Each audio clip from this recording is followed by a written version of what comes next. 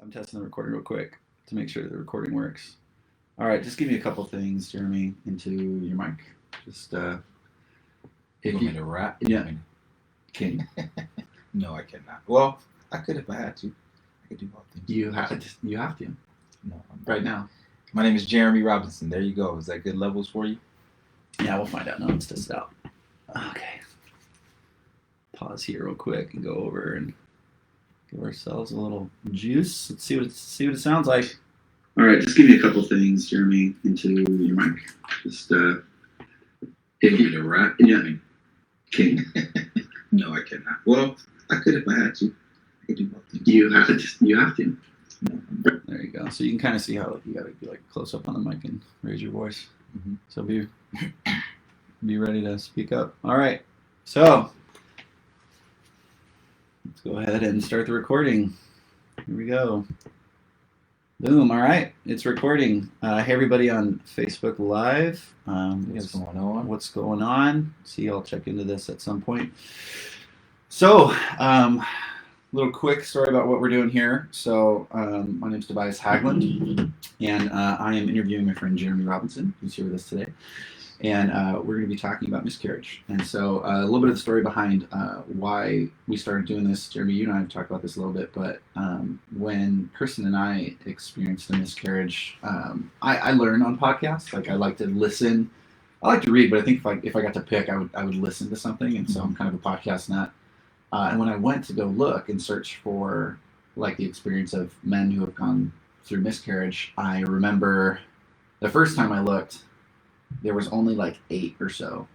And then that was like at the beginning. Like we found out this last December, 2019. And then I started looking for podcasts like late February. And there was like 8 or so. And I looked again about 2 months ago in like June. And then there was like 15. And I was like, oh wow, like it almost doubled in that short time. But I listened to a couple of podcasts and some of them were getting right where I wanted. And then others kind of missing the mark for me. And so what I felt led to do was I wanted to add kind of more, not add to the noise, but maybe add like a different perspective and like a different approach. And so a lot of the podcasts I saw were guys just talking about it by themselves or talking with their wife or women interviewing men, things like that. And so there were very few guys just talking together about it. And so what I found in my kind of like healing process was talking to another guy who'd experienced it was massively healing for me and helped me be able to process things that I was experiencing. And what I was noticing was like, oh my gosh, like they get me. Like they understand what I'm going through. Like even though the miscarriages were really different and really almost it feels like you feel in that moment, I'm sure you relate to this, that you could never possibly have someone else understand you, especially your spouse, your wife, because the experience is so different. And so this is kind of like a mission that I'm on to just interview guys who have gone through it, really for the sake of guys like me that in the future might go back and look and be like, I just need to, I need to relate, you know, I need someone else to talk to. So let's just start with a little bit of who you are. My first question for you is just tell us about yourself. Where are you from? How'd you grow up? Tell us about your family and kind of who are you now? What are you doing now? Just give us some background. Well, like you said, my name is Jeremy Robinson. I have 5 brothers and 1 sister. But then my dad separated from my mom and remarried, and so I have 2 stepbrothers and 2 stepsisters outside of that. Born and raised in inner city San Diego, where I do Young Life. I've been doing Young Life for 17 years. But then also about 5 years ago, Urban Youth University was founded. That's how Urban Youth University came about, and it's serving urban youth through their transitions in education. And so, I only went away for 5 years to go to school to play basketball at Humboldt State, then came back and been doing Young Life ever since. But then met my lovely wife while I was in college. I got married in 2005. And so what is that? How long is that now? I don't even know. I'm not going to 2020, so 15 years. Yeah. Yes. And so we just celebrated 15 years and we have 5 kids. My oldest is 13. His name is Jeshua. Second oldest is 12. His name is Ziggy. My third is Paloma, and she's 10. My only daughter. And then Joa and Cruz are the twins, and they're 7. And so I remember when you got pregnant with the twins. It's like you found out that there was 2 more coming in. It's like, oh man, that was shocking. Yeah. But they've been a blessing ever since. We were worried because we were at the worst place in our marriage financially, and so we were like, what are we gonna do? But God opened up I mean, they've been a blessing to our family ever since, and he's been providing over and above everything we need ever since they've been born. That's crazy. So that's Totally following your parents' footsteps too, like all those kids, and then you got all those kids. I love that you got Paloma right in the middle there too. It's just like, what a strong kid. That's fine. Tell us a little bit about Antoinette. Tell us what's she like? What does she love to do? What's a little bit of her personality? Antoinette, she has 3 siblings. She has 3 brothers, and so she has her older brother is from a previous marriage, and then she has 2 brothers.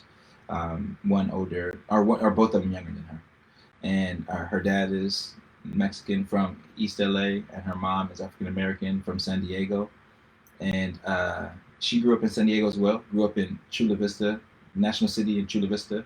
Went to East Lake High School, but she is our mannerisms are the same. We're pretty calm. We don't like conflict. Sorry, Mm-hmm. we don't like conflict, and we just.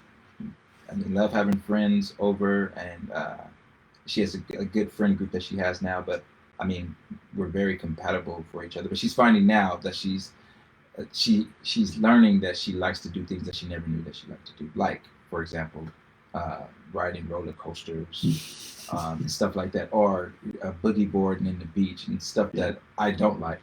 And so I'm like, that's fine if you figure out that you love that, but. Go ahead and have at it. Who doesn't like boogie boarding at the beach? I'll be on the side just watching, cheering you on, but that's not my thing. What is your problem with boogie boarding at the beach? I just don't like the beach, and I pay to live here to be by the beach. But I kind of was born into that. Other I people are didn't going to choose listen that. to this from other states and be like, "You suck." But I was just born into it. I didn't have a choice. Yeah. You know, I just don't like the feeling of sand. Well, really, what it is it irritates my skin. So that's. Oh my gosh, I'm with you on sand. Yeah. I think we've talked about this before. So that's what it is. Yeah. Really. Yeah. I think it's so funny. Sand is one of those things that I've gotten into where it's like people, I love the sand. I'm like, no, you don't like the sand. People, what do you mean? I'm like, well, it's the thing that you try to get off of you the most when you like leave the beach. It's like I joke with one of my friends, JT. He's like, Les says he loves the rain. I was like, no, you don't love the rain. You love the idea of rain. You know, because where does everybody run when it's raining? Inside. You love the rain. Why are you trying to get inside? But it's a silly little thing. But that's me with like sand. I can't stand. Yeah, we're in San Diego, but we have rock beaches, like pebble beaches. Like, do you like those? It's whatever. That's whatever. It's not just the sand. There's something else going on there. I like the pebble beaches because I like laying down on my back and it feels like you're getting a hot stone massage. I don't spend enough time at the beach to know what I like about the beach. Yeah, that's So fair. I think that's my answer to that. Yeah, that makes sense. All right, well, start off with a little bit of so you guys get married in 2005. Yep. Tell us a little bit of the story kind of leading up to when you guys decided to kind of start going to try to get pregnant. So what was that like? How did those conversations go? Like, when did you decide you wanted to start trying? Well, the way we got married was very unique. I thought we were gonna it'd be 2 years with me paying off my school debt and whatnot, school loans that I had, and then moving back to San Diego, just the debt that I incurred when I got back here. And so I would tell her when we were dating, I would say it'd be probably 2 years before we got married because I just need to work on this. I don't want to take this into our marriage. But then one morning in 2005, I felt like in my quiet time, the Lord made it clear that He said, "You're going to marry Antoinette today." And so that's the start. Because soon after that, we got pregnant. So that's the start. After that. So you didn't even did you hear any of this? Yeah, I've heard this, but everybody else has it. So Okay, so yeah, that day it was May 18th, and I woke up that morning and I think it was clear as day. Like the Lord said, we're going to get married, and went on about my day and proposed to her later on that evening. My dad married us close to midnight. And my parents were there, or my dad was there marrying us. Her parents were there. My sister and my youngest brother were there. And I think that a month later, we got pregnant. And we're just excited. We're super excited. And we're starting our family, starting our marriage, starting our family. And I mean, that's the start of it. all right. Sorry, I was just checking on the Facebook thing real quick.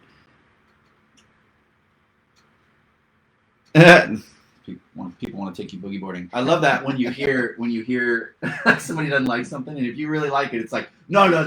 Like, you know those people. So it's just, oh man, I could convince you. I can convince you to do it. I just My wife will go with you. Don't be sending your wife off with random man that you met on the internet. That's not you. Whoever that's hired. That's my buddy Austin. Yeah, he actually. We when I went to camp as a high schooler to Youngland camp the first time, he and I became like best buds on that trip. It was really funny. Woodley. Yeah, he was from Santa Cruz. Woodley, yeah. Really funny.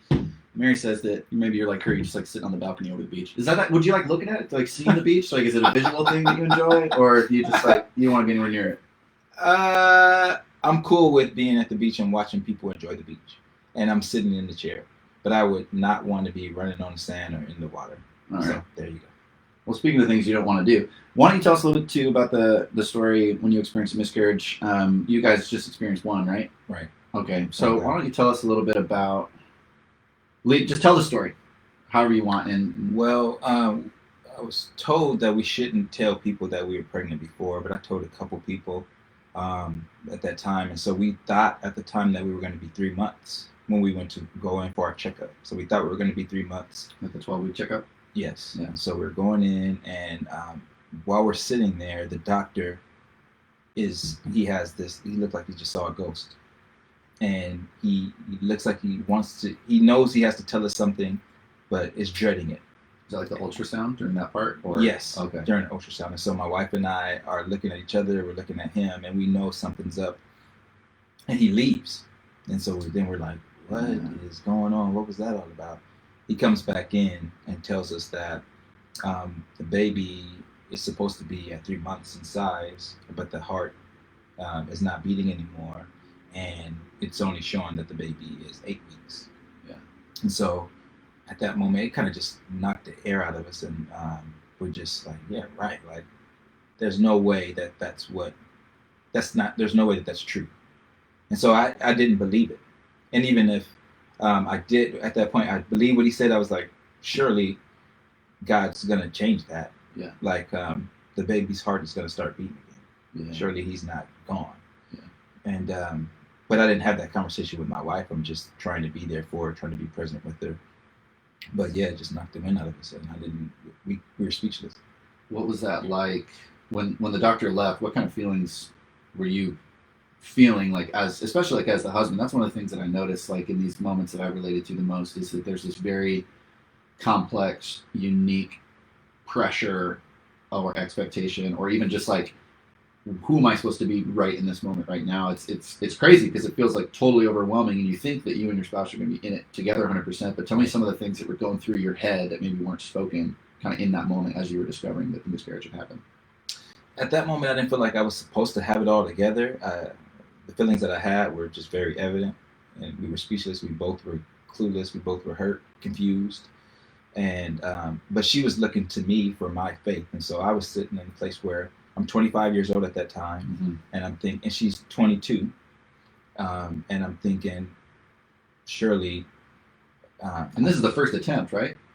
The first. We weren't even. Pregnancy? It was the first. Yeah, we were. It just came about. We weren't You weren't trying anything. Yeah, I wasn't trying. We just found out we were pregnant, and so it was, for me, it was trying to encourage her, and just being there for her to cry. It was looking, for me, it was just, how can I be here for you? But on the drive home, it was, surely this isn't reality. It's not true. God is going to turn this around for us. This baby's going to live. Was how I was leading into it at that time.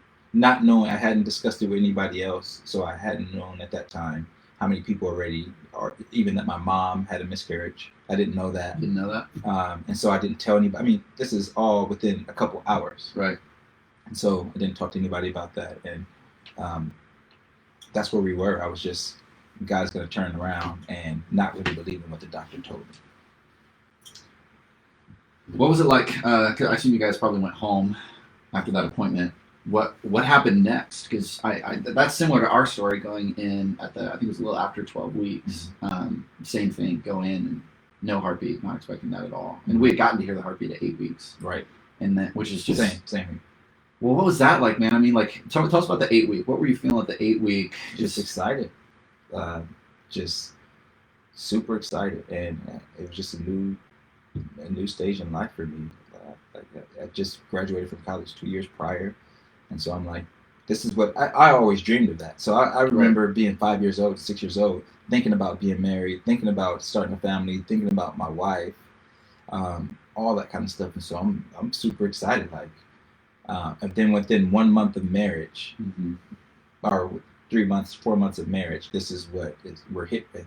It's like, oh, this is it was like a reality check of marriage is not all good, and it was like crash course of the difficult times that you can have in a marriage, and deciding to be there with each other. Yeah. So you hear the heartbeat, you go through that experience of not hearing the heartbeat. There's that expectancy of kind of wanting it to be stronger, wanting it to be larger, like wanting to see this experience grow. So just back to my original question before I detracted a little bit, but like when you came home, what was your process from that point forward? Because I know what we had to go through. We had to go through the DNC process of having the fetus removed because the body wasn't naturally evacuating or anything. What happened to you guys after the fact? So it was almost immediate that she started having something like contractions, and so they told her to pass the fetus naturally. It's probably the best. Or they gave her an option, and she said, "I want to pass naturally," which it's just going to come out in its own time. But it's going to be as if she's having a baby, a little small baby. And so watching that was the worst part of the whole time. Yeah, tell me more about that. Was it was 3 days going into the evening where she was in excruciating pain, and it was nothing. And even when I think about that, I rarely think about that time. Yeah. But whenever I think about it, I just think how helpless I was. And so again, 25, and I hadn't been in very many relationships either. Like I had like one long-term relationship before that. And so then I'm in this marriage, and I'm watching the woman who I just committed my life to suffer within the first 4 months of our marriage. And she's there like screaming, can't get comfortable. And there's nothing I can do. And I'm there for the first day. At this moment, just what can I do? And nothing's happening, nothing's passing. And then the second day, it's hours of her going through it. Sorry if you guys hear this, but it was hours of her going through it. And then I just, sad to say, I couldn't bear it. Yeah. And so she was there with my sister, because we shared, at that time, we just got into that married. And so my brother had a room, and my sister had a room, and my wife and I stayed in another room. So we were all like living together in the house. And so I just left, and I went to the church, my dad's church that I had the key to, and I'm just crying because I couldn't do anything. And I'm like, you're not letting this happen. There's no way you're letting this happen. Like, I'm literally yelling at God, but not like, how can you do this to me? This is not fair. But I'm literally pleading with him, like, please turn this around, but then please help my wife. And so it was, when I think about that, it was tough that I left her, but I couldn't bear, and I had to go scream to God. Like, I had to go take it to him. And so that was tough. And so that was the second day. And then the third day, it was like, we got to do something about this. And so we took her into the hospital when she was having them again. Again, early evening, she started getting these strong contraction-like things, and as if she was having a baby. So she went in, and it was tough watching her. It took a while for them to get us back to help her, to serve her, and then she finally got back. And I remember there was a point where she's in a lot of pain, like the worst pain of it all at this point, and to the point where she's raising her voice, and then she just stops, and I thought she died. Yeah, so I'm in the hospital. I'm sitting next to her, and she's screaming, and then she just goes, and I thought she died, and I just started bawling. And but then at that point, I realized afterwards that that's what the passing had happened. Yeah. And so that was the process. It was really, it's just crazy that was 15 years ago. Yeah. And I didn't even know this was still in me, Tobias. But Yeah, because I don't, so it's good that you're doing this, because I didn't. It's so far. I mean, we've had a family since, and we haven't had to uh, go back to these feelings or emotions or experiences, and very rarely do we share what we've gone through unless someone asks. So yeah. So two questions. One is because there's so much. One is like, so what led you? You had a moment there where you were like, "Hey, sorry," and I think those are good moments to like tie in on, because I feel like that's the thing that a lot of guys, especially, key into is this, like, I'm not allowed to talk about this. This is not something I'm supposed to bring up. Like, I've even experienced that with friends and family. Like, I'm burdening them somehow with this information, which is so odd because I don't feel that way about almost anything else I go through. You know, sometimes they say like, well, it's like money and sex are the things that you like never really talk about. So I don't know if this thing's so attached to sex that like that's why we don't talk about it. But like, maybe walk me through in a moment a little bit about. I just want you thinking about that. Like, what do you think causes that in you to feel like you got to apologize because this happened to you? And then the other question is, what made you guys decide to go through like naturally to like let the fetus pass naturally? Because that's something that stuck us hard when we first went through that. When we found out, like, because they told us that like if it was going to pass naturally, it would have by now. And they said if you wait longer, we had other complications that we'll get into my story another time, but like other complications that they were like, we don't recommend that you let this pass naturally. And so they checked it like 5 or 6 times for us, just kind of like, we need to know that this baby's gone. And then we went through the D&C, which is a surgical procedure where they remove the fetus manually. And there's another thing they do where they have a pill, and it said the pill basically tells the body to evacuate the fetus. And so we decided to go through the D&C just because it's what felt like it was right for us. But maybe walk me through a little bit. What were the options they gave you, and what made you guys decide to go through with that? And maybe also like what you know about what Antoinette decided, but also what was going on for you as you were, you know, because yeah. But you, it's funny because you are having this conversation with a man who can't give you. This man. Let me not say that. This man. I'm terrible with details, and so she would, if she were here, she could tell you exactly what those things are. I could give you an idea, and she would look at this video afterwards and be like, I don't know, but no, but I think I got a good with you right now. Yeah, I got a good idea of what it was, and why we decided to. It just be at that time, for whatever reason, it just sounded like what they said with the D&C. Is that what it was? Yeah, D&C. It just don't ask what it stands for. It's not the Democratic National Convention. That's not what happened. And I was just at whatever at that point, I'm like, whatever you feel most comfortable with. Yeah. And at that point, it felt like all they were saying was abortion to her.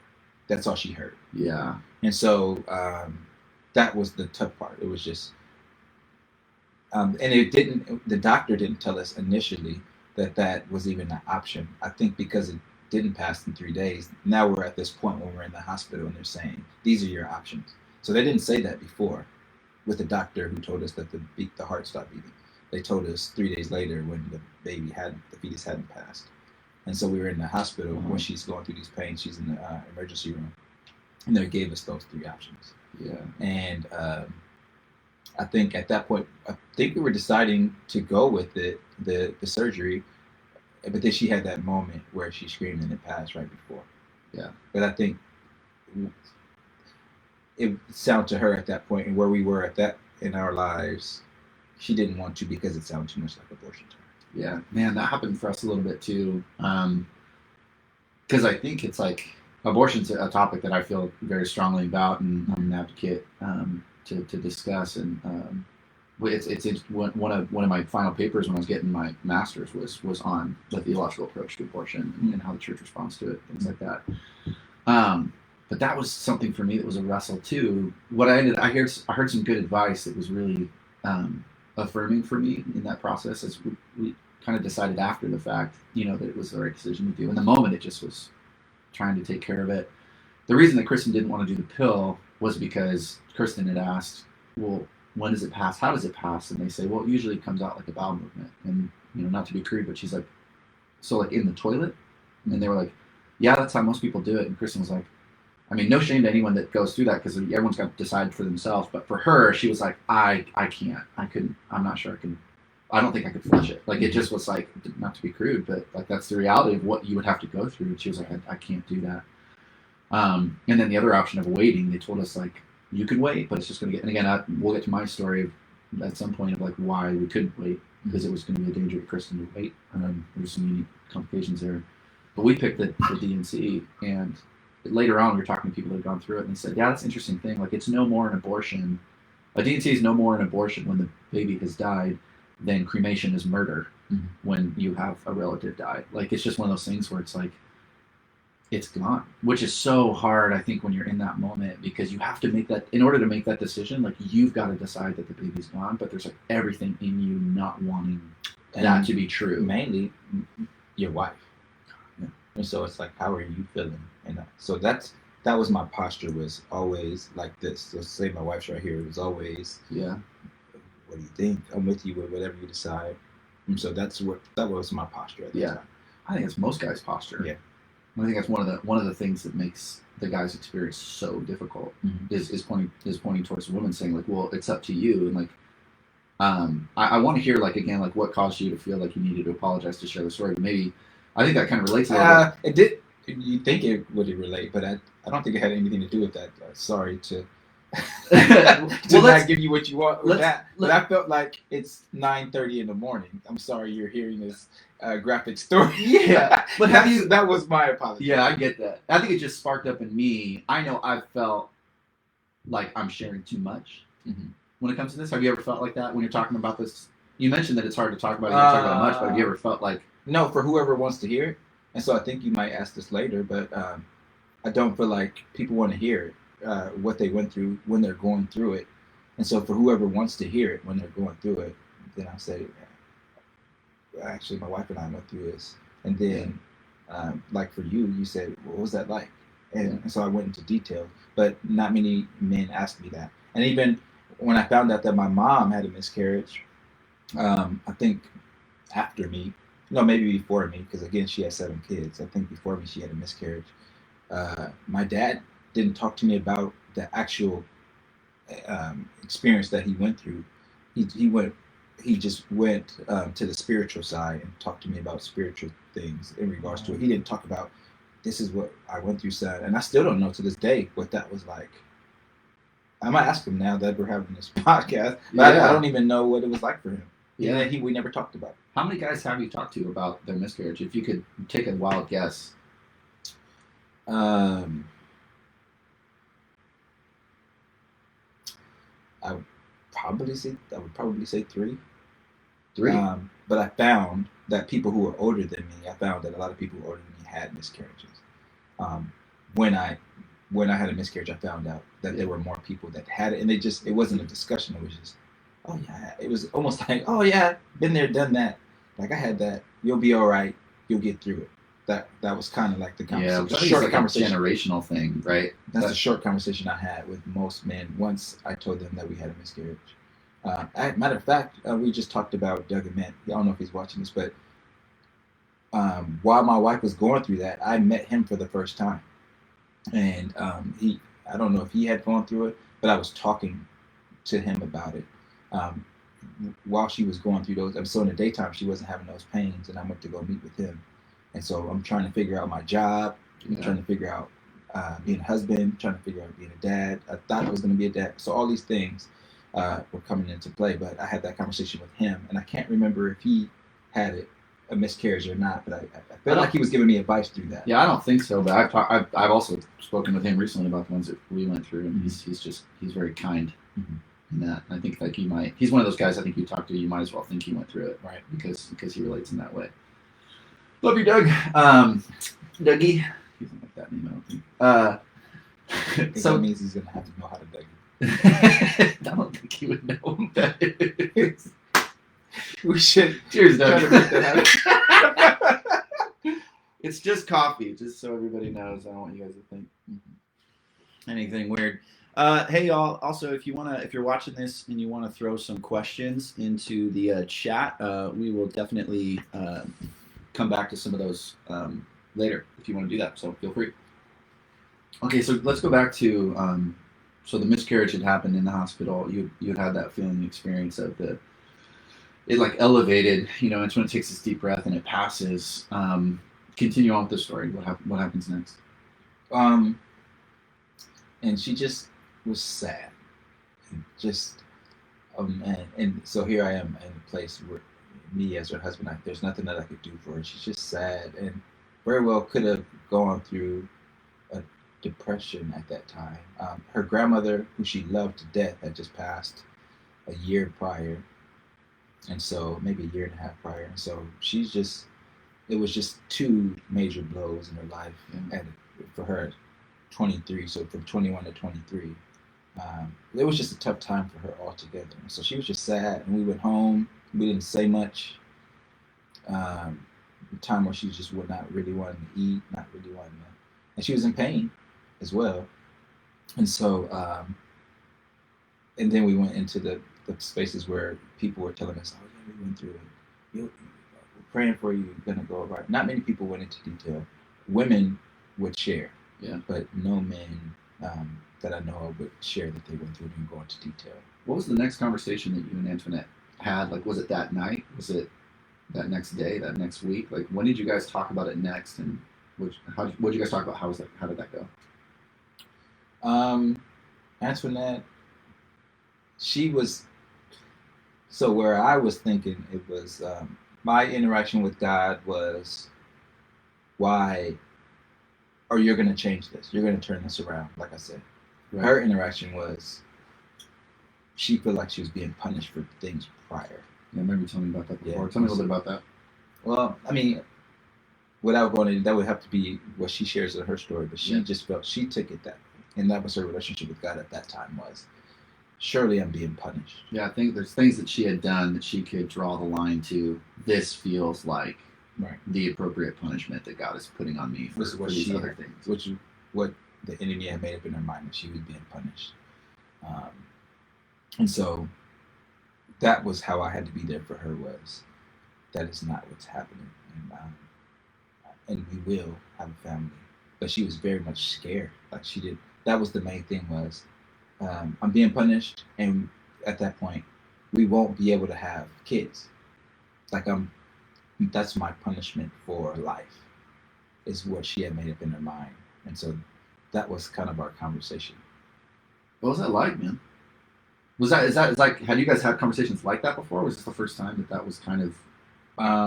No, this is the first, because again, we only been married for, we're learning each other. Yeah. And so we're learning of stuff, of ways that she was hurt from other people, previous relationships. And so I was being with her through that and learning of what those previous relationships were. And so I was just there for her. And,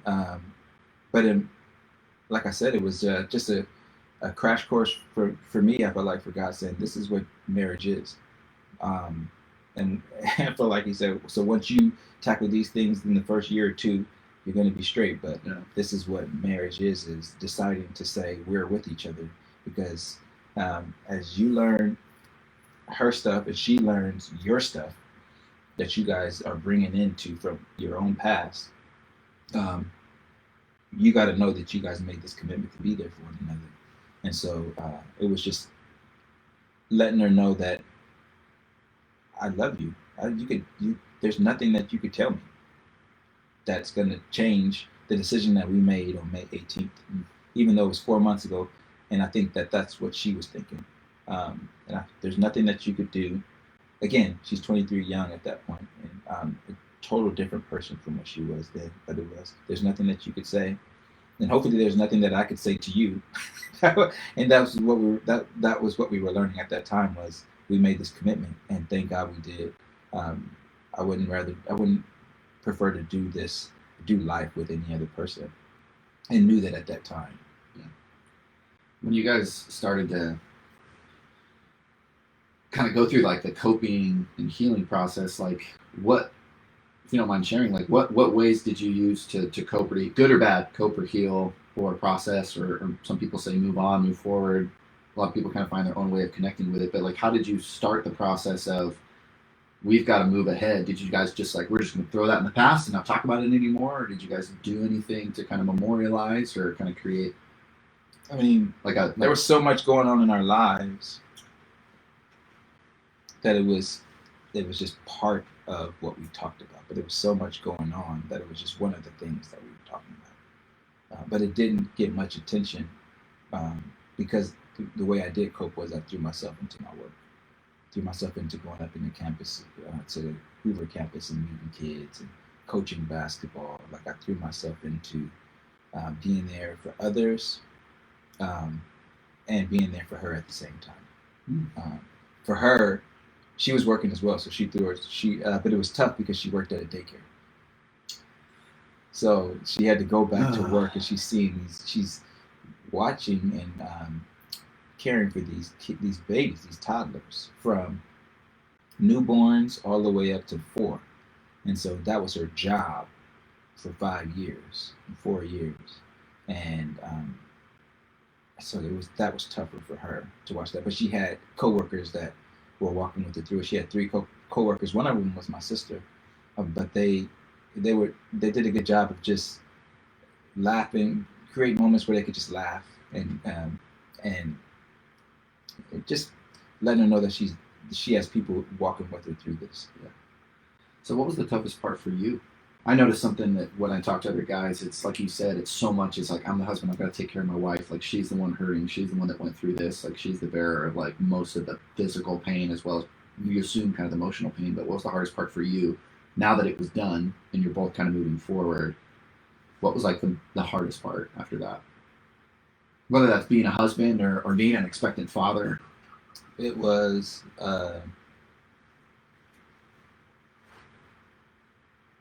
with God.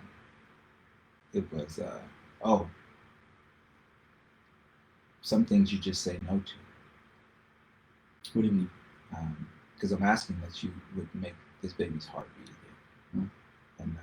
And that was what I learned for a major thing in my life. Before that, it's like, can I start my basketball game? Yeah. Or can I pass this test? Yeah. And so at that point, I knew it was like, the coach just doesn't think you have a jump shot, or you didn't study for that really geometry simple. test. But now it's like, these things, there are things that are major that I'm pleading with to go one way. And so for me, if I didn't have my relationship with Jesus, I would have been in a tough spot, because I felt like I had growth in my relationship with him, with being okay, like you being all right and at peace with him saying no to this. So it wasn't like I went through this tough thing and watched my wife go through this tough thing, and you didn't answer God. Later for you, I don't want to have anything to do with you. It was, okay, that was your decision. Clearly you had something in mind that was better, or you knew what you were doing. And for me to know that I had that at 25, it helped me for the next 5 to 10 years in my relationship with Jesus. As I regularly went through tough things with dealing with kids and dealing with family things. Has your relationship with God or in your faith, has that perception or that feeling developed or changed or matured in any way over time, or was that kind of like I just kind of picked this moment and I kind of fed off of that from that point forward? Or that was one of the major moments. And now the moments that we are in now are tough, and so just thinking about life altogether and people going through this tough 2020 year and not having a relationship with God, I couldn't imagine, because again that was set. That relationship was formed and it grew during that time for me. And then as the tough times came, I would always come to him, and it was just a trust that God instilled in me during those times, that I know it hurts, but I'm here with you. And he didn't always tell me the answer to what was going on, and I was all right with that. And so I guess it was developed a peace going through storms when it didn't always go my way. And so that now it's been tough because it's been one thing after another in 2020. And so to watch people have to go through, it's tough to watch when they don't have a relationship with God. And you can't force that. But I'm thankful that I have a relationship with God. But case in point, my mom has this. I don't want to divert too much, but my mom has cancer right now. And so it was another moment where coming back to God and saying, surely you're not going to let this happen to my mom. And so I'm having these conversations again. It feels like you're revisiting this. Right. So, and on top of other things that have just been going on with loved ones around, it's just been coming to Him, but at the same time trusting that He has it all in control with Corona. He has it all in control with the people who are going through what they're going through with their health. So. Yeah, I remember when it happened to us. I had lost my mentor, the guy that had been discipling me for 5 years, in July, and then wrecked my motorcycle in August, and then the miscarriage happened in December, and we had just sold our house, our first house, in November, and so there was all this loss. And you were getting your master's. I just finished my master's. That wasn't a loss, so that was like a benefit thing. Yeah, but it was tough during that time studying. Yeah, it was. Excuse my language, but. That was the toughest season of my life. I think the miscarriage was the hardest thing that happened in my life by far. But it came at the end of a long line of really crummy things that had taken place. My next question for you is, you said you've only talked to 3 guys about the miscarriage, but I'm sure you kind of talked about some of the unique, from your point of view, like what's the hardest part about being a husband going through a miscarriage with your wife at whatever point in the stage of that process you think it is. It could be the hardest thing could have been 6 months later. The hardest thing could have been the second you found out or the night you went home. But what are some of the hardest parts about being a husband and what made those things hard? Well, make sure you're I shared it before at the beginning that going through it, the toughest part was being helpless and not being able to do anything for her while she's going through this pain or to have answers. But then afterwards, when we did get pregnant with our first child, Joshua, it was walking on eggshells. Yeah. And so it was tough to not think that everything was going to kill the baby or that there was stuff that we did. And it was like, because we didn't know.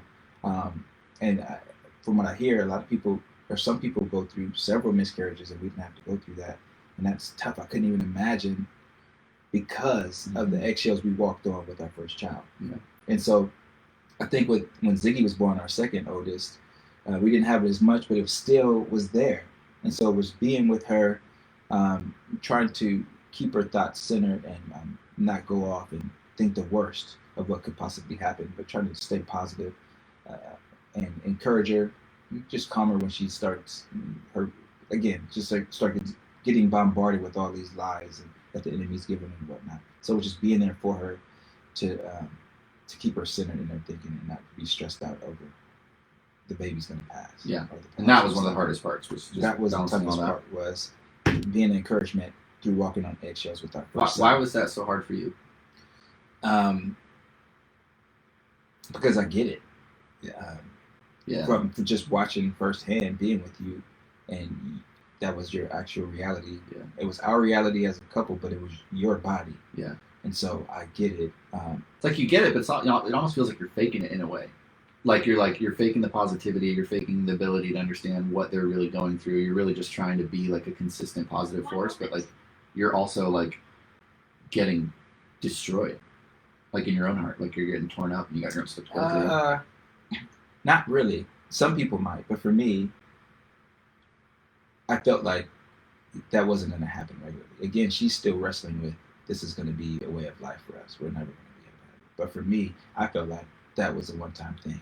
It's not going to happen. You drove straight into that, man. I'm just gonna hope for hope. I'm just gonna lean into that piece. And so it wasn't that much of a struggle for me. And I didn't feel like I was faking it. I felt like, no, this is not going to happen again. You're all right. And so, and then I think how we turned the corner was when we were pregnant with Joshua. We were How soon after did you get pregnant with Joshua? Like how long? Maybe Couple of like months? 3 months, Wow. Okay. maybe 2. And That happened pretty fast. right. And so we're going to the doctor, and Joshua's heart starts beating faster. At the next visit that we have, and at this point, he's probably 4 or 5 months, and she's freaking out. She's like, because the doctor's saying, "Oh my God, his heart is beating fast. Like, what's up with that?" And she's like, "I don't know," but she immediately starts getting something's stressed got to be out, wrong. which probably making his heart beat all the faster. Right. And so, but what happened? The doctor was like, "Have you been eating anything different, or what do you think it is?" So she immediately thinks he's not gonna live, and the doctor was like, have you been eating anything different in your diet?" And she said, "Well, I have been drinking Coke and eating chocolate donuts." and she never drinks soda or all this soda, never caffeine. eats sweets. Sugar. And then the doctor says, "Oh, well, that'll do it." And so that is when we turn the corner to where we can enjoy the rest of that pregnancy, where we all had a belly laugh that day with the doctor about what, because I had a paper route at that time, so I'm doing Young Life, and I'm doing a paper route, and she's with me some of those nights. We're trying to make ends meet because we moved out and got our own place, and so she would be, when we get done with the paper route, she'd be drinking Coke and eating donuts when we finish the paper route. And so the doctor said, "You gotta stop doing that." But thankfully that laugh is what turned the corner, and we weren't walking on eggshells, I don't feel, for the rest of that time. Yeah. Wow. Yeah, that's unique, man. Because I know it's we had to wait 6 months before we could try again. So, that was really hard because before we could start trying until this last June, and so we had to kind of sit around. So I'm just learning how unique like every miscarriage is. Because I felt like I was faking it a lot. Like I had to, like, it wasn't like, I felt like had we been able to start trying again 2 or 3 months, I think I could have like kept going. Right. And the doctor did not tell us that we could not. Yeah. So he just said, for sure, wait a month is what the doctor told us. Yeah, that's what they told us at first, and then they did some DNA testing and found out that we had gone through what was called a partial molar pregnancy, which you and I talked about that a little bit. And so, again, I'll get to my story another time in another podcast, but because of the unique genetic things that were taking place in the womb, like we that was their thing, was like 3 to 6 months of waiting. And so we ended up having to wait 6 months. And everything's fine now. For all we know, it's all good. It's mainly just a waiting period to make sure nothing's going the wrong way. Right. And so I think during that time, the dragging out, because most people, they say like, yeah, as soon as you get your first period, you can start trying again. And that was not the story for us. So we were like jammed with this fear and anxiety. They were like, you cannot get her pregnant. It just was this like, it felt like like 15 again, taking the girl out on a date for the first time, it's like, but they don't say that. They're like, have her home by 11. And you're like, oh, okay, cool. But like, imagine like, I felt like I was a kid again, just this like, oh my gosh. And there was all this anxiety and fear for me that if I got my wife pregnant, that I was somehow harming her and potentially killing another baby. It was like, which when you're married, sex is supposed to be this like coming together, this free, this exciting. You get it. You got pregnant in like a second after you got married. Like it's supposed to be this like coming together thing. And for half a year after this major pain we went through, it was now had this kind of no thing attached to it.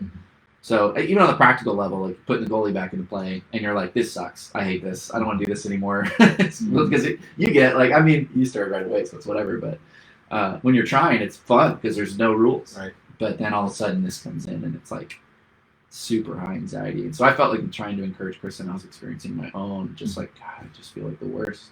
So every miscarriage is unique. What did you feel like was unique about your experience that was the hardest for other people to understand? Like, what was the most unknown thing that you didn't tell somebody about this or about what you were going through, like they never could have guessed? Or did you have anything like that felt like this? Not like a secret, but just like a hidden part of you that was hard to bring out or didn't often get brought out?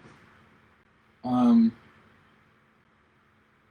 feel like all eyes were on me because I had just took this place of leadership role coming back to San Diego, and it may have been in my own head, but I felt like eyes were on me from my peers and my kids, my friends that I grew up with, and just to see how I was going to go through it. So I think for me, it was just unique that God did kind of change our hearts for the positive, for the most part, because my wife, after she went through that couple months where it was like, again, it wasn't that long, but she went through that time where it was just, what is anything going to happen? Are we going to be able to have a baby or whatnot? But it was only a couple weeks where that was just drastic. Yeah. But then, for the most part, she could get to positive thoughts and like, yeah, we're going to be able to. Yeah. And so to watch us and to still have joy after that couple weeks where it seems like she was going through depression. For us, I feel like it was unique that we could still have this joy. We could still have good times. That wasn't our life. And it wasn't our relationship with God. It wasn't going to make or break our relationship with God. Mm-hmm. So I think that was somewhat unique for us at that age. Yeah, so that is very unique at that age. I would just say at that age. That's why I would say it was unique, because at that age and the way that we responded in our new stages of marriage, getting to know each other, relationship, but then trying to start a family. Was there any part of this process that was hard to develop hope?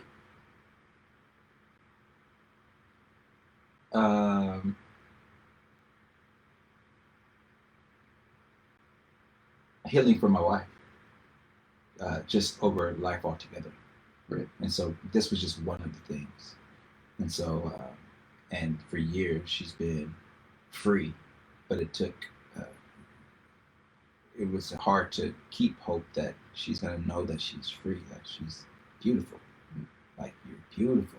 So on the outside for sure, but inside, and you're so beautiful, you're so smart, you're so there's so much that you offer the world, and then you offer relationships, and so that was where I struggle with hope. It's like, I hope you understand that, because I see it, and so I feel like within 5 years we had a lot of tough conversations from both of us in our lives and our individual struggles, that she began to see that. Yeah, I remember, and I've talked to a lot of guys about it, and one of the things that it seems to be a commonality after miscarriage is kind of, for what many can be a severe depression. Yeah. And she feels broken. Yeah. So she felt broken. That was a word that I heard her say. Yeah. I just feel broken. What are other things you heard her say that were just like surprising, or just? She said, "I feel like I'm being punished. I feel like I'm broken." Being punished for being broken. Yeah. I remember one of the things Kristen was going through when she went through it was this, like she had failed in some way. I think that was one of the big things that she went through. And I've heard a lot of women who have battled with, like, in severe depression and suicidal tendencies. Like, I remember hearing Kristen talk about, like, you know, if God just kind of finished this off right now, like, I'd be okay with that. Like, not necessarily, and it was weird. Like, that was, like, scary for me, like, as the husband, just seeing my wife be so depressed. Like, I think that's where I lost the most hope, too. It was just in trying to, like, didn't seem to matter what I said, didn't seem to matter what I did. And then later on, you find out, like, some of the things you say as a husband are, like, what keep them grounded, you know, and you realize it does help, and it does make a big difference. But in the moment, it feels like super crazy, and you've got to be the source of the encouragement, you know. And I think for guys like you, you're just positive as all get out, you know, so it's not hard for you to, like, be positive. But I think for a lot of guys too, it's tough to be positive in an area where it doesn't feel like there's a lot of influence and opportunity for a guy to make a difference. Well, I feel like I had to protect her. From what? From the world, and our surroundings, and so our stupid conversations, people just saying dumb things. Yeah, tell me a little bit about, what was it like when you first started talking to people? You mentioned stupid conversations, dumb things. People would just have their, if she was off in a side conversation when we were at church or something, and there would be a woman in church that would say something that they thinking they were being encouraged. Like what? That's what this is for, man. Get into it. I can't remember really. Or do you remember how it made you feel? How it made her feel?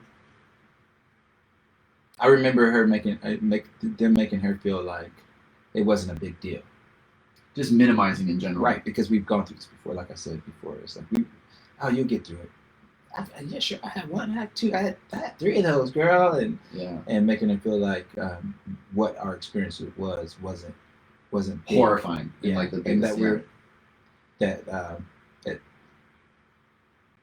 girl, just get over it. That's mainly the feeling that she got, and so I had to protect, to the point to where even during that time, it felt like it was even best that we left that church, and we did. And so I felt like, as a protector, like I just had to do whatever for her mind, for her heart, for her emotions, and that led to me within that year leaving that church because of it. And so that was my main thing with her, was just protecting her from people who were going to speak whatever negative thoughts she was already having in her mind. Yeah. It's so funny too when people. I know Billy Jack's going to do one of these next week, and his I remember the text he sent me when he found out we had the miscarriage. He reached out and was, "I'm so sorry. We went through that as well." And then he did a text prayer, and one of the biggest things he prayed for is to protect my heart against the dumb things that people are going to say. And it's the funniest thing that you talk to when people go through miscarriage. It's funny. I think it's with anything, that feels unique. It's the dumb thing that, white people say to black people, or it's the dumb thing that people with no experience, people with special needs, say to people, kids with special needs, that kind of thing. It's just, when you don't know, you don't know. That's it. When you don't know, you don't know.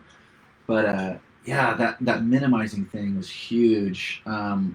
We experienced that with close friends that we just never thought, and then even family, because Kristen's parents, my parents, neither of them had gone through it, and so even watching them wrestle with trying to figure out what to say.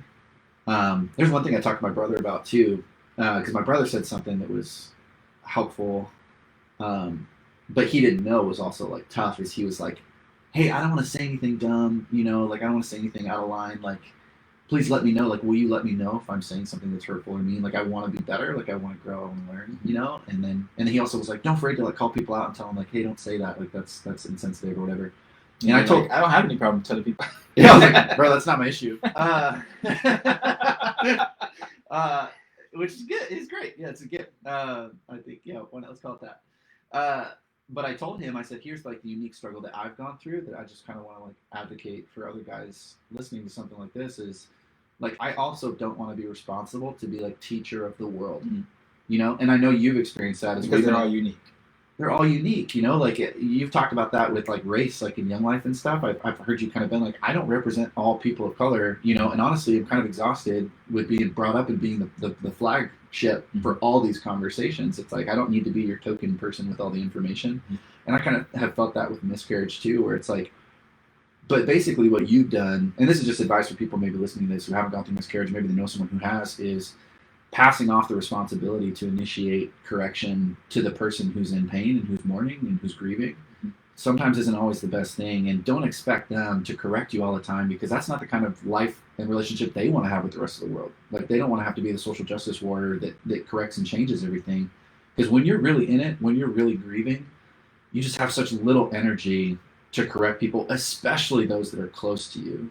So what I would say to people that are related to somebody that's going through it, maybe you'd agree, it's for their benefit, do your own research. Don't force that person in your life to be the source of all information, because they're exhausted and going through deep pain, and just relying on them to be your spokesperson for all the stuff so you learn it.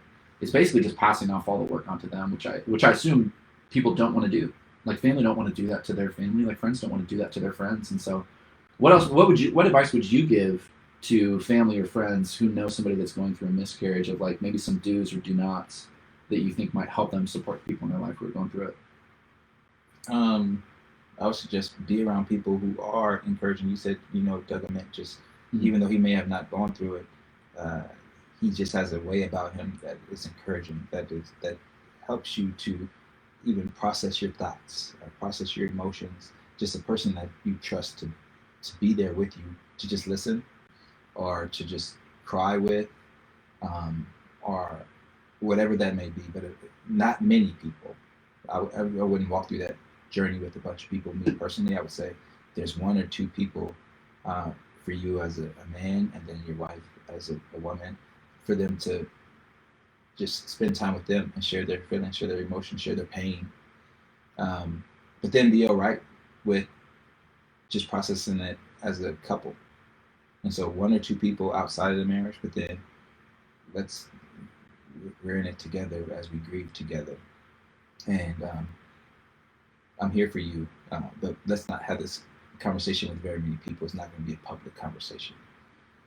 Yeah, and some people it is. I think this in a way is kind of making it more public, Right. which I think I think for some people, so you said my advice. So for me, it doesn't always have to be. yeah. So for me, the way that I go through stuff is better for me to be alone and not have a bunch of conversations. A bunch of conversations for me make it worse. But for you, Yeah, opposite. I think yeah. Yeah. And so for me, my advice for a person that's like me is to be all right with being alone with it and having conversations only with your wife or someone who you really trust that is just going to either be an ear or just be encouraging and bring peace, whatever peace you can in this tough time. Yeah, it's so funny how different people process different things. I think what I went through was like, I did want to talk to people. I did want to express myself, but I just didn't have any words. Man, I didn't know what to say. I could talk if people asked, but it was so hard for me to feel like I had anything to say because I felt so muted. When I found out that you guys were through, I didn't know how to start a conversation with you. So we could, that's one of the things is I knew about it and we're friends, but I didn't know how I was going to start a conversation with you.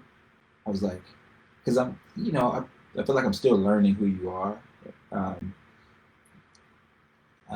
And so especially in times like this is the first time, like you said, the worst experience that you had in your life. And so I didn't know how that was going to be. Yeah. I think the first time I saw you was at Allstaff. That was the first time I saw you since I heard. And I was literally praying. I'm like, oh God, I don't know what. Literally, as I'm walking to you, I'm like, I don't know what to say to him. God, like, and it was something dumb. I'm sure it was something stupid just to start the conversation. Yeah. Because I didn't want to start it out with, oh, but I think I might have. You would know better than me, but I think I might have said something in regards to sorry. I heard you went through the miscarriage, but I didn't know how. I was stuck, and I was literally. So that's the one thing to think about as well. Is like the people who are close to you, who are your friends. It's like I was afraid. Yeah.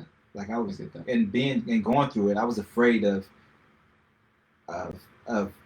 saying something stupid. So like your brother said that, I was afraid. Like I don't know what to say to him, to encourage him to start this conversation because I haven't seen him since I heard. So that's what people go through that are close to us as well. Yeah, and it's I think it's helpful too. And I love my brother. My brother's awesome. I told him like, for you, my only brother, like of course, like I will tell you, like I'll carry the emotional weight for that because I love you. So I'm not nothing against him at all. And he was somebody I felt safe enough to even share that with. That's the first time I think I shared that outside of his and I's conversation. But I think it's important to put stuff out there because again, I've had family members who have just walked away from the conversation and that's hurt so deeply that they like couldn't listen or wouldn't listen. Like not knowing what to say and not being willing to listen, I think are two really different things. But even as I've grown in it, just realizing that everybody is just different and it's assuming the best in people. And so when they say something stupid and hurtful and inconsiderate and insensitive, it's usually coming from a good place. Otherwise they wouldn't have said anything. And even people who don't say anything because of how deeply like they care. And so it's like the only way I've found to survive this is just to assume the best in people. And a friend of ours, we know, Bo, like that's been something that he's been really big on. Let's always assume the best in people. And that's like a record on him. I love that's his life thing, which is funny because my life thing is question everything. So I think Everybody is a piece. No. Not negative, but just always question everything. Like whether it's your faith, whether it's your ideology, whether the sources information that you get. Like every book I read, I pick apart. I'm writing and highlighting everything. Like I question everything, and my mentality being that I want to know the truth, and I think the only way to the truth is question it. It's kind of the scientific method with everything that's true. Like if it's true, you can test it, test it, test it, test it. And that's kind of how I became a believer was testing and testing and testing and testing and just getting to the place of my faith is really strong because I'm like, man, I'm not afraid of the hard questions. But even with people who like are approaching a subject that love you, like you just expressed, I even saw little tears come up in your eyes. I can see the weight of just like I've gone through this and I don't even know what to say. I just think for people that are going through it, I know it's hard to extend grace, but like try the best you can to extend grace. That'd be my advice for any guy out there who's watching people say stupid things to his wife. Like I would say, I don't know what you would say, but I kind of heard you say it a little bit, but you don't need to correct all those people. You just need to be there for her. You know, you just need to be the one who's not saying that. Just listen and be a part of it. Like you going out there and slaying all the dragons isn't going to take care of like the dragon inside of your wife that's burning up and that kind of stuff. But yeah, that's tough, man. No, I forgive you. I don't expect you to say anything perfect. I think I texted you within that month, and think you then did. I didn't see you again in person until All Staff, which was like a month later. Yeah. So where did you and your wife click the most on this? And then where did you feel the most isolated? So where did it feel like, maybe even now, today, where you guys hit on all cylinders, like when you talk about it or when it gets talked about? You don't talk about it much, Larson. Yeah. We're just thankful Yeah. that we all we see is our kids now, Yeah. and so she'll rarely think about it, and she'll be shocked that she was depressed at that time with all that God has given us with our kids and our family. Yeah.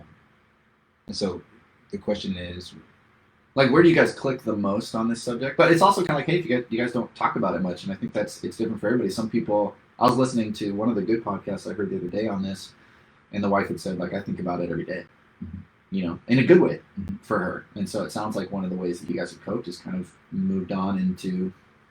we've clicked on, if someone asks us what our experience was, then we'll share. That's how we click. You guys are. We won't just overtly start that conversation and gives people advice or share what we went through, but we'll let it be known that we're sorry that you're going through it, and if we feel led to say that we went through it, then we will. But we've clicked on that. We won't just openly initiate that conversation. I think we both clicked on that. Except for right now. No. You It's live, bro. It's going out to the world. Oh no! I'm talking about somebody going. Yeah. No, Yeah. I'm giving you a hard time. Yeah, I didn't set this up. This isn't my table sound system. Just going through some of the final questions here. Was there anything? And again, just this is speaking out to other guys that might be listening to this. Was there anything that you felt like no one knew, or maybe something you've never even really talked about, That no one knew about that process? or just things you thought, things you went through, things that happened between you and Antoinette after the fact? No, I don't feel like there's. I feel like I said, because I felt like a lot of eyes were on me at that time. I feel like it was all out there in the open. I felt like it was very much just the first, I guess, trimester of our marriage all together, because it was just and it just so there were some things that were just being set in stone as a foundation in our marriage during that time, and so I feel like I said, eyes were on us, and they saw all the good and all the bad. Yeah. So there was everything was exposed. I feel like, and some of it was exposed to me because I was the only one that wasn't here. You know what I mean? I was gone for 5 years and then came back. Right. But there are people who all live life with each other. And, Yeah. And so for me, it was just like everything's there. Everybody's walking through this together, and how are they going to respond? Yeah. Anything you regret, Um, or would have done differently? However you want to say it.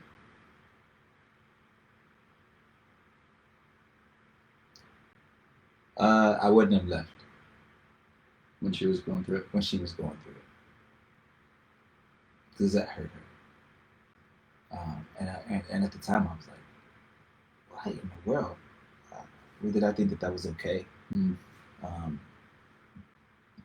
true, I was going and talk to God, and screaming up to God, and asking for His help, but she was hurting, and so I wouldn't have left that second day for that hour. I was going for that hour, and I wouldn't have left for that hour. I would have changed that. Yeah. Does she know that? Yeah, she knew. Yeah. Oh, did she know that I would have changed that? Yeah. No.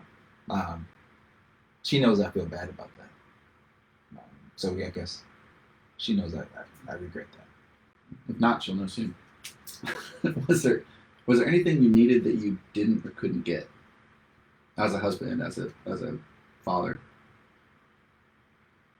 Say that again. Was there anything that you needed that you didn't or couldn't get? Going through this? Yeah. Something that felt too far out of reach. That you felt like you needed. Yeah, it was life. What do you mean? I felt like I needed experience, and there was nothing that no one could offer that to me. Nothing to draw on. Yeah, and so it was just life and experience, and it was something that only can be given by life and experience. That's all I have. Yeah. The rest of that. No, it's what would you tell the younger version of yourself now? Which is always a weird question. What do you mean? What would I tell myself? When I was going through it at that time, I would tell myself it's going to be all right, and you're doing all that you can. Oh. You're doing all that you can. I know it doesn't seem right. I know you feel helpless, but you're doing all that you can. Yeah. That one hits deep. That one makes me tear up a little bit because I think that's something I needed to hear too, like as a husband and as a father going through that, because it was like you mentioned it a couple times. It's like there's nothing. It feels like there's nothing you can do, and part of what you're coming to terms with is there isn't. Mm-hmm. But as like that's I think in our culture, and also just like it's just who we are as guys. Like we want to help, we want to do something. I know I threw myself into, like I was fixing a lot of stuff at the house. Mm-hmm. I got like super distracted with trying to fix things, build things, create things.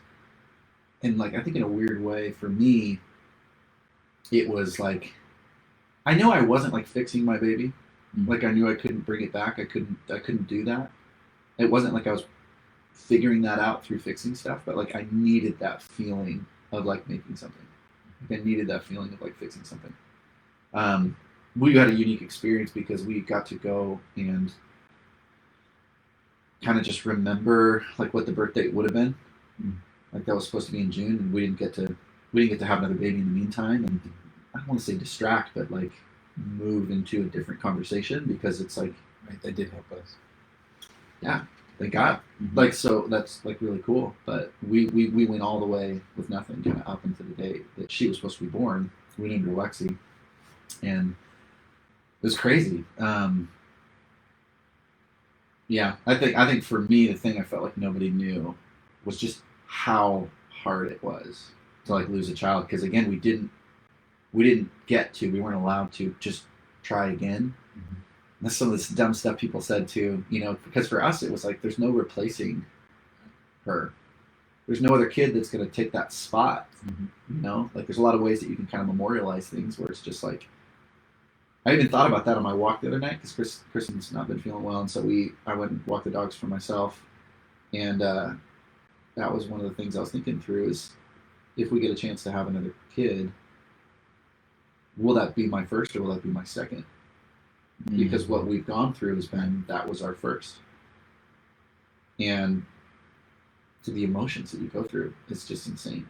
It's just like horrifying. And so to go back to what you said, I would have desperately appreciated hearing, even just from myself, my future self, just saying like you're doing all that you can, because I felt like I threw myself into doing things, and it helped. It wasn't a bad thing, but I needed to know in my heart that like I did all that I could, because I constantly felt like I wasn't or couldn't do enough. I couldn't imagine going through what you're going through. So I feel like I was blessed to not have to go through that time of not. Yeah. So I'll continue to pray for you because that's tough. I could not imagine. I couldn't imagine Antoinette going for a year after. Yeah. So I'm praying for you because that would have been tough. Yeah, it is. It adds an extra layer, But everybody's got their layers. It's like Shrek. I've been Indian. I've got all these layers. Like all of us, especially guys, dude. We've got so many of these layers. So I was gonna ask you, did you guys do anything to heal, cope, and memorialize it afterwards? But it kind of you guys moved too quick, I think, to kind of do that. Memorialize it by having another one. Yeah, and that's what some people do. To where it was almost as if,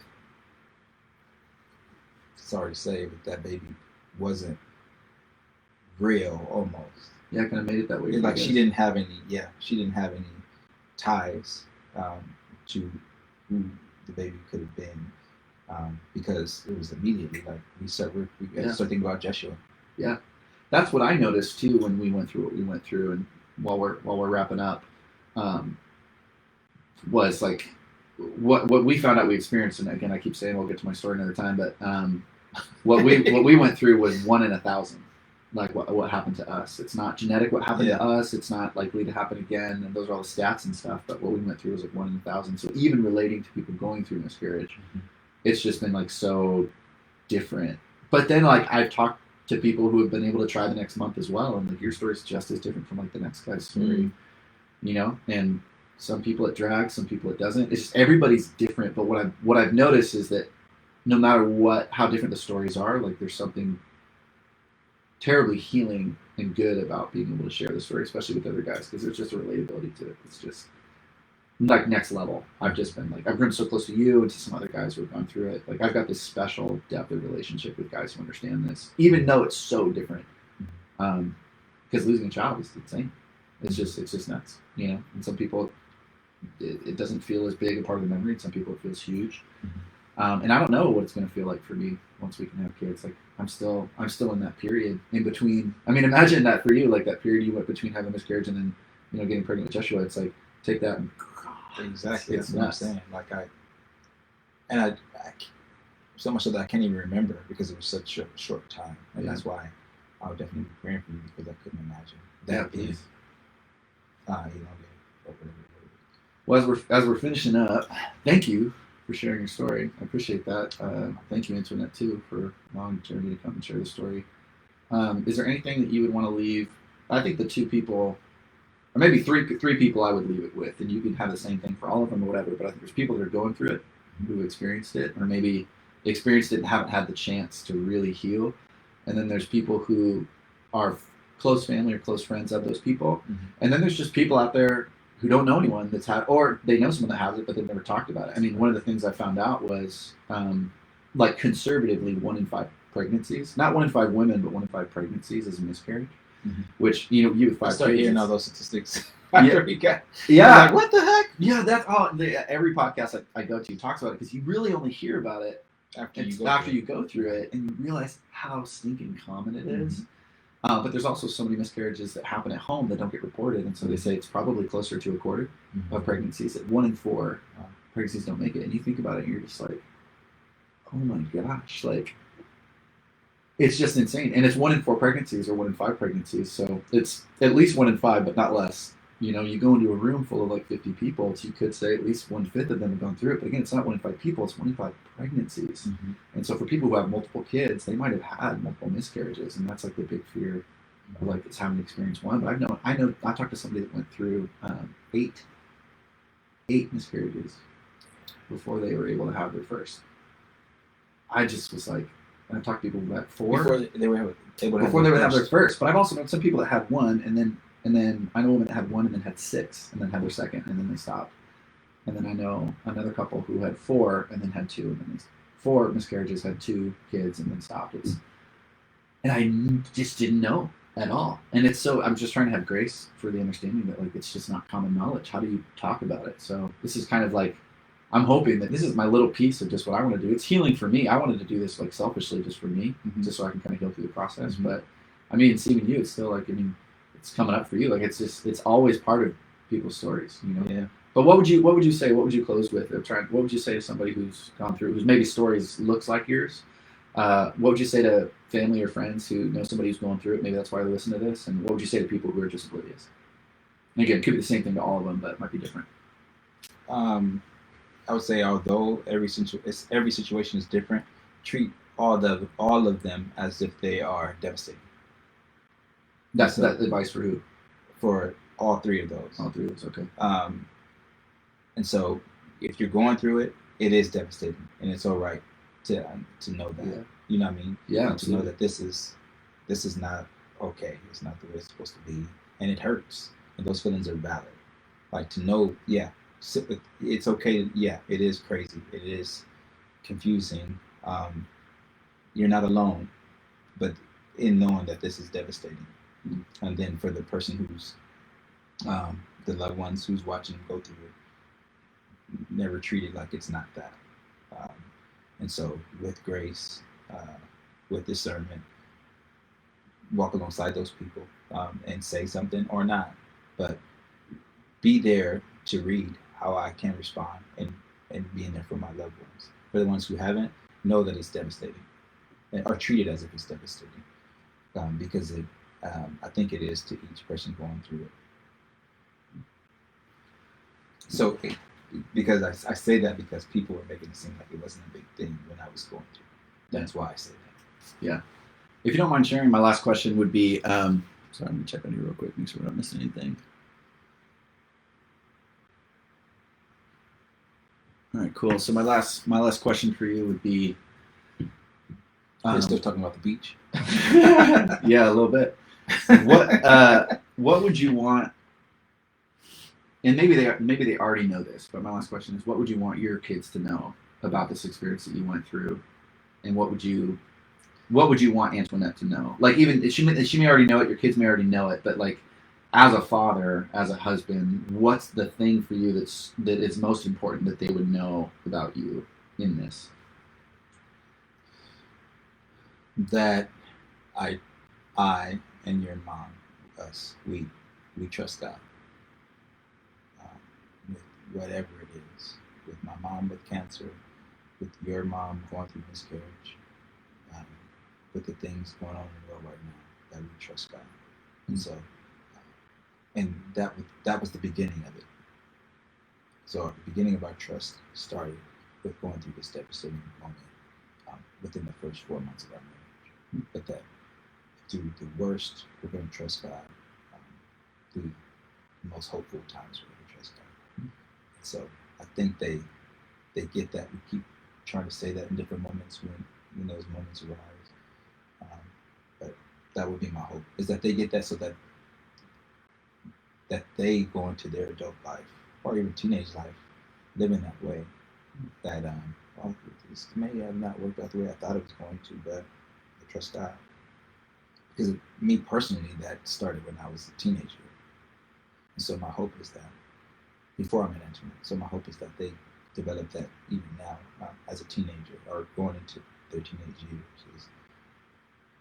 This is what I want. This is not necessarily panning out the way that I hoped or planned, but I trust God. Thanks, man. Thanks for sharing. Thanks for being a part of this inaugural kind of podcast to get this thing kicked off. Really appreciate your vulnerability and the uniqueness of your story and your willingness to share it with me. I love you. My pleasure. I love you as well, Tobias. All right, brother. Hey, thanks for people listening on Facebook. I hope this was a gift to you. I'm going to figure out. I never done this before. Trying to make us all cry at 9:30 in the morning. I'm not for brunch. She's trying to make us cry for brunch. We'll do this again. I think next up we're gonna have Billy Jack next. I think on Monday we're gonna have him coming in, and then a couple other guests that are gonna be coming through. So stay tuned. Check them out. We'll talk to you guys soon. Thanks again, Jeremy. Say bye to the people. Okay.